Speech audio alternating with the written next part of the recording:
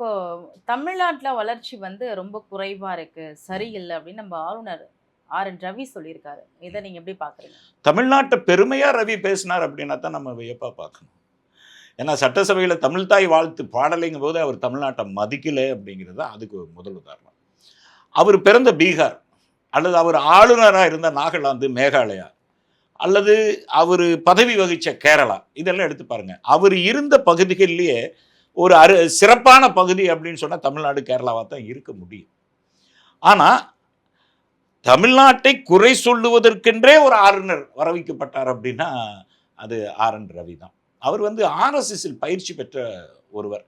தமிழ்நாட்டினுடைய வளர்ச்சியின் மேல் எந்த அக்கறையும் கொள்ளாதவர். அப்படியே தமிழ்நாடு ஏன்னா ஸ் அ ஒன்றிய அரசு கொடுத்திருக்கிற தகவல் படியே, ஆட்சியை படியே தமிழ்நாடு தொழில் வளர்ச்சியில மேம்பட்டிருக்கு, கல்வியில மேம்பட்டிருக்கு. இப்படி பல மேம்பாடுகள வந்து சொல்லியிருக்கு. ஆந்திராவினுடைய முதலமைச்சர்கள் என்ன சொல்றாங்க? அல்லது இங்க வந்து அகிலேஷ் யாதவ் என்ன சொல்லிட்டு போனாரு? தமிழ்நாட்டில் செய்கிற மேம்பாட்டு திட்டங்களை நான் பீகாரில் அறிமுகப்படுத்துவேன் அப்படின்னு சொல்ற அளவுக்கு வந்துட்டு போறாங்க. பினராயி விஜயனும் அதைத்தான் சொல்றாரு. தமிழ்நாட்டில் எண்ணற்ற சிறப்பான திட்டங்களை நானும் அமல்படுத்துவேன்னு சொல்றாரு. அப்ப இன்னைக்கு தமிழ்நாடு இந்தியாவுக்கே ஒரு ரோல் மாடலா உயர்ந்திருக்கு அப்படிங்கிற அந்த பட்டவர்த்தனமான உண்மையை ஆளுநர் ஒருபோதும் சொல்ல மாட்டார். காரணம், அவர் தமிழ்நாட்டினுடைய வளர்ச்சிக்கு எதிரானவர், எதிர் திசை.